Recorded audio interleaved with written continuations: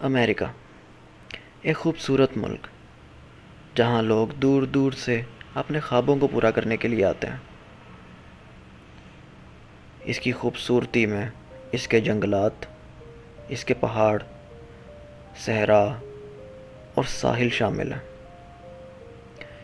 مگر U S A دنیا کا وہ واحد ملک ہے جس کے جنگلات میں کچھ ایسی مخلوقات بھی پائی جاتی ہیں جو دنیا کے کسی اور کونے میں نہیں پائی جاتی۔ ہیلو، میرا نام جون ہے۔ یہ کہانی ہے میرے باپ جیک اور ان کے بھائی ڈینی کی۔ مجھے اپنے باپ کے بارے میں ایک چیز بالکل اچھی نہیں لگتی تھی، وہ یہ کہ جب بھی ہمارا کوئی ٹور نارتھ کی طرف جاتا تھا اور میں اپنے باپ سے ادھر جانے کی پرمیشن مانگتا تھا تو وہ مجھے ہر بار منع کر دیتے تھے۔ اسی طرح جب ہم اپنی ویکیشنز گزارنے کے لیے بھی نارتھ کی طرف کا پلان بناتے تو ہمارا باپ ہمیں وہاں جانے سے منع کر دیتا۔ لیکن ایک دن تقریباً میری عمر جب 15 سال تھی تو میرے باپ نے مجھے اپنے پاس بلایا اور اپنے پاس بلا کر کہا کہ آج میں تمہیں بتاتا ہوں کہ آخر کیوں میں تمہیں نارتھن ایریاز میں نہیں جانے دیتا۔ میں بھی تجسس سے بھرا ہوا تھا اور میں ان کے پاس بیٹھ گیا یہ سننے کے لیے کہ آخر وہ کیا وجہ ہے جس کی وجہ سے ہمارا باپ ہمیں ناردرن ایریاز میں نہیں جانے دیتا۔ میرے باپ نے مجھے بتانا شروع کیا کہ یہ بات 1990 کی ہے، جب وہ اور ان کے بھائی ڈینی ناردرن ایریاز میں جانے کا پلان بناتے ہیں۔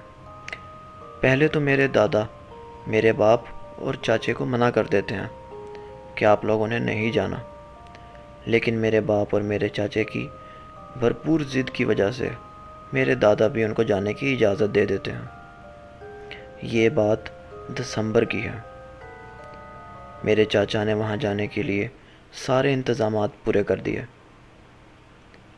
جیکٹس، شوز، بیئر سپرے اور ایک پسٹل بھی۔ ہاں مجھے پتہ ہے پسٹل سننے میں تھوڑا عجیب لگتا ہے، لیکن یہ ہمیں جنگلی جانوروں کے حملے سے بچانے کے لیے تھی۔ 3-4 دن کی تیاری کے بعد آخرکار میں نے اور ڈینی نے یہ سوچا کہ آج رات کو ہم اپنے سفر میں روانہ ہو جائیں گے۔ ہم نے ناردرن ایریاز میں مشیگن کی طرف جانے کا فیصلہ کیا تھا۔ ڈینی مجھے ہمیشہ کہتا تھا کہ مشیگن اور اس کے آس پاس کی جگہوں سے خوبصورت دنیا میں کوئی بھی جگہ نہیں ہے، لیکن میں اس کی باتوں پہ خاص توجہ نہیں دیتا تھا۔ ہم نے رات کو سفر کا آغاز کیا اور صبح تک ہم ناردرن ایریاز میں پہنچ گئے۔ ہم نے پہلے تو مشیگن میں انٹر ہو کر ایک چھوٹے سے قصبے کے اندر ایک ہوٹل لیا۔ اس ہوٹل میں ہم نے 3 سے 4 دن گزارے۔ ہم نے وہ ہوٹل تقریباً 10 دنوں کے لیے بک کیا تھا۔ ہم روزانہ اپنی جیکٹس پہنتے، شوز پہنتے اور بیئر سپرے اپنے ہاتھ میں لے کر صبح صبح نکل جایا کرتے اور سارا دن جنگلوں میں گھومتے اور موسم کو انجوائے کرتے۔ شدید سردی کا موسم چل رہا تھا، ہر طرف برف ہی برف تھی، اور ہاں ڈینی نے بالکل صحیح کہا تھا، اس خوبصورت جگہ سے زیادہ خوبصورتی میں نے کہیں بھی نہیں دیکھی تھی۔ یہ بات ہے تقریباً ہمارے 6 دن کی۔ 6 دن جب ہم سونے کے لیے لیٹے تو ڈینی میرے پاس آیا اور آ کے کہنے لگا کہ آؤ بار برف کا طوفان آیا ہے تو کیوں نہ ہم دوبارہ سے جنگل کی طرف جائیں اور اس چیز کو بھی انجوائے کریں۔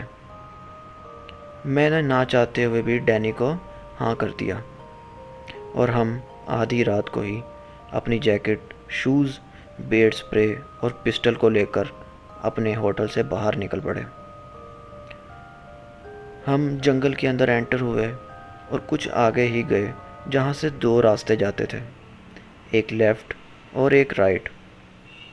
ہم نے پچھلے 6 دن میں ہمیشہ لیفٹ ہی راستہ اپنایا تھا، لیکن اس بار ڈینی نے کہا کہ ہم رائٹ کی طرف چلتے ہیں اور دیکھتے ہیں کہ یہ راستہ کہاں جاتا ہے۔ میں نے بھی اس کی بات مان لی اور ہم نے رائٹ کی طرف ٹرن لے کر اپنے سفر کو جاری رکھا۔ ابھی ہم کچھ آگے ہی گئے تھے کہ جو برف کا طوفان تھا وہ بھی تھم سا گیا۔ اب ہوا بالکل آہستہ آہستہ چل رہی تھی، برف باری بھی رک چکی تھی۔ ابھی ہم تھوڑا اور مزید آگے گئے تو ڈینی اور میں نے ایک چیز محسوس کی کہ جنگل کے اندر ایک عجیب سی خاموشی ہو چکی ہے، ایک ایسی خاموشی جس کی وجہ سے ہمیں اپنے دل کے دھڑکنے کی آواز بھی آ رہی تھی۔ میں ڈینی کی سانسیں بھی سن سکتا تھا، لیکن ہم دونوں میں سے کسی نے اس پر زیادہ دھیان نہیں دیا۔ حالانکہ میں یہ جانتا تھا کہ جنگل میں اتنی خاموشی صرف تبھی ہوتی ہے جب آس پاس کوئی شکاری ہوتا ہے، لیکن رات کے اس ٹائم اس خوبصورت علاقے میں ہمیں اس چیز کا وہم و گمان بھی نہ تھا کہ کوئی شکاری ہمارے آس پاس بھی ہو سکتا ہے۔ ہم نے اس چیز کو بھی اگنور کیا اور اپنے سفر کو جاری رکھا،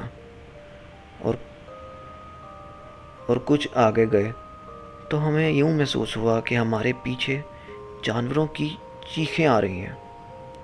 مطلب کہ وہ ایک ایسا ماحول تھا جیسے کہ ہمارے پیچھے جانور بھاگتے ہوئے آ رہے ہیں۔ ڈینی نے مجھے جلدی سے پکڑا اور ہم راستے سے ہٹ کر ایک درخت کے پیچھے چھپ پڑے۔ ہم درخت کے پیچھے چھپے اور ہم نے دیکھا کہ جنگل ایک دم سے جاگ گیا۔ جانور، جن کے بیچ میں بھیڑیے، لومڑیاں اور درختوں کے اوپر پرندے بھی ایک طرف سے دوسری طرف بھاگ رہے تھے۔ وہ ایسا محسوس ہو رہا تھا کہ جیسے وہ سب لوگ کسی چیز سے ڈر کے بھاگ رہے ہیں۔ لیکن حیرانگی تو تب ہوئی جب ہم نے یہ دیکھا کہ بھیڑیے بھی کسی چیز سے ڈر کے بھاگ رہے ہیں۔ یہ چیز کو دیکھا تو ہم دونوں بہت ہی پریشان ہو گئے۔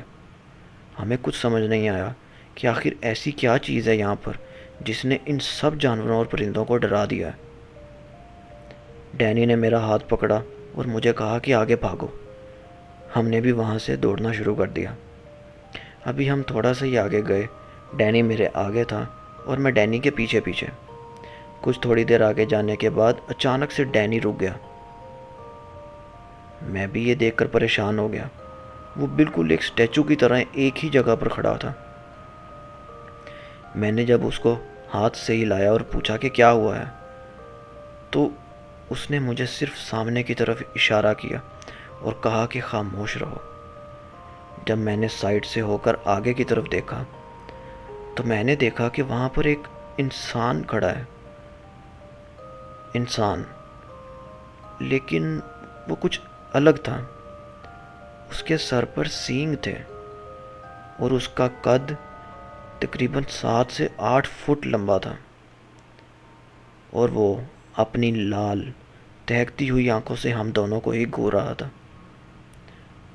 وہ اس طرح سے ہمیں دیکھ رہا تھا جیسے ہم نے اس کی جگہ پر آ کر اسے پریشان کر دیا۔ یہ دیکھنا تھا کہ ڈینی نے قدم پیچھے بڑھانا شروع کر دیا۔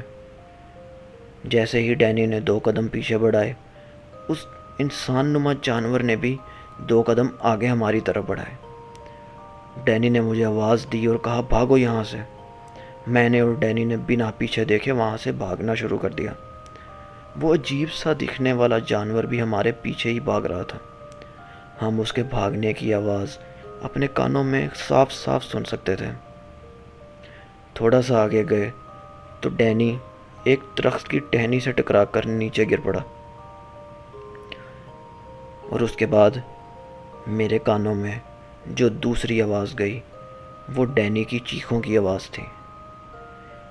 میں جانتا تھا کہ ڈینی کو اس جانور نے پکڑ لیا ہے، لیکن میری بھی ہمت نہیں تھی کہ میں ڈینی کی مدد کر سکوں۔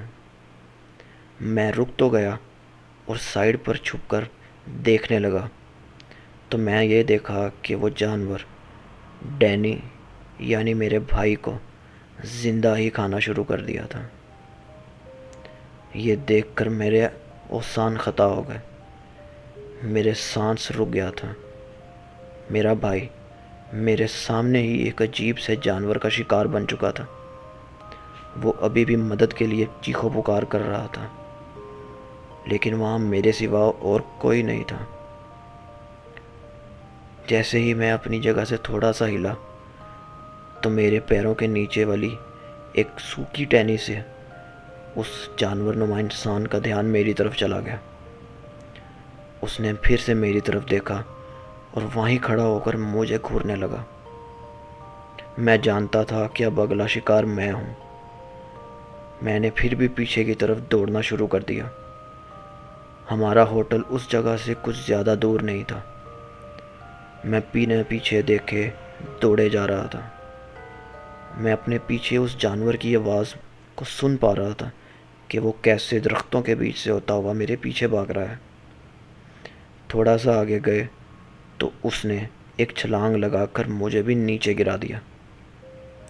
اس سے اگلی چیز جو میں نے دیکھی وہ یہ تھی کہ اس کے نوکیلے دانت میری ٹانگوں کے آر پار تھے۔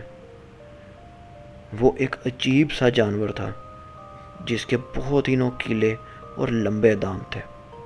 میں درد کے مارے چیخنا چاہتا تھا، لیکن میرے حواس میرا ساتھ ہی نہیں دے رہے تھے۔ میں یہ سمجھ ہی نہیں پا رہا تھا کہ آخر یہ چیز کیا ہے۔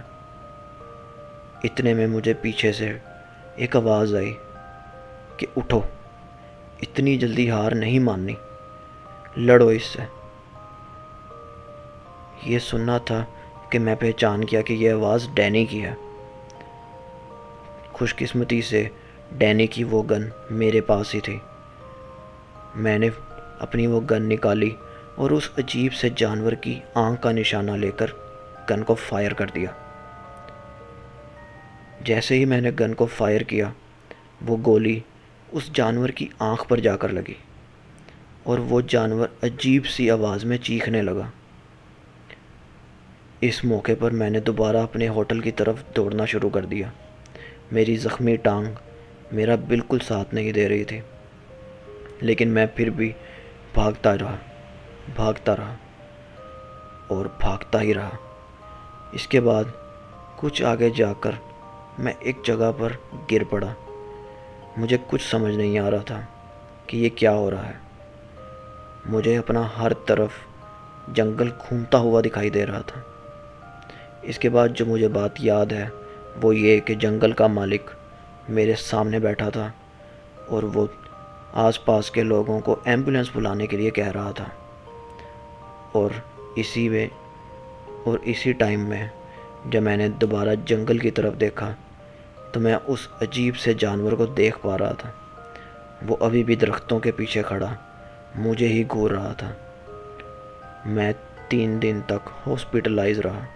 مجھے 3 دن کے بعد ہوش آئی اور میں نے سب سے پہلے اپنے بھائی کا پوچھا تو انہوں نے مجھے بتایا کہ تمہارا بھائی جہاں تم ہمیں ملے تھے وہاں سے کچھ ہی دور پڑا ہوا ملا تھا، لیکن جب تک اس کے پاس ریسکیو پہنچی تو اس کی صرف ہڈیاں ہی باقی رہ گئی تھیں۔ میں نے تمام لوگوں کو بتایا کہ میرے ساتھ وہاں پر کیا ہوا تھا اور ڈینی کے ساتھ وہاں کیا ہوا، لیکن ہماری بات پر کسی نے بھی یقین نہیں کیا۔ لیکن میں جانتا تھا کہ اس کے ساتھ کیا ہوا تھا، وہ عجیب سا جانور کون تھا۔ لیکن آج بھی جو مجھے چیز ایک پریشان کرتی ہے وہ یہ کہ جب اس نے مجھے پکڑا ہوا تھا تو مجھے ڈینی کی آواز آئی تھی۔ تو کیا وہ ڈینی کی آواز تھی یا وہ جانور نے آواز نکال کر مجھے پریشان کرنے کی کوشش کی تھی تاکہ میں اس سے بچنے کی کوشش کر سکوں اور وہ مجھے مزے سے مار سکے۔ لیکن جو بھی ہے، میں اس دن کے بعد سے جنگلات کی طرف جانے سے بھی ڈرتا ہوں۔ میرے باپ نے جب مجھے یہ ساری باتیں بتائیں تب مجھے احساس ہوا کہ جنگلات میں کئی راز چھپے ہیں، کئی آدم خور چیزیں موجود ہیں جو انسانوں کو آج تک نہیں پتہ کہ وہ کیا ہے۔ تو یہ تھی بھائی میری سٹوری، اور میری سٹوری کو لائک کریں، سبسکرائب کریں اور شیئر کریں۔ تو یہ سٹوری ہم نے ریڈٹ سے اٹھائی مزید اس طرح کی سٹوری سننے کے لیے آپ ہمارے چینل کو سبسکرائب کر سکتے ہیں اور ویڈیو کو لائک کر سکتے ہیں اور اپنے کسی دوست کے ساتھ شیئر بھی کر سکتے ہیں. See you in the next video. See you in the next video. Till then اللہ حافظ.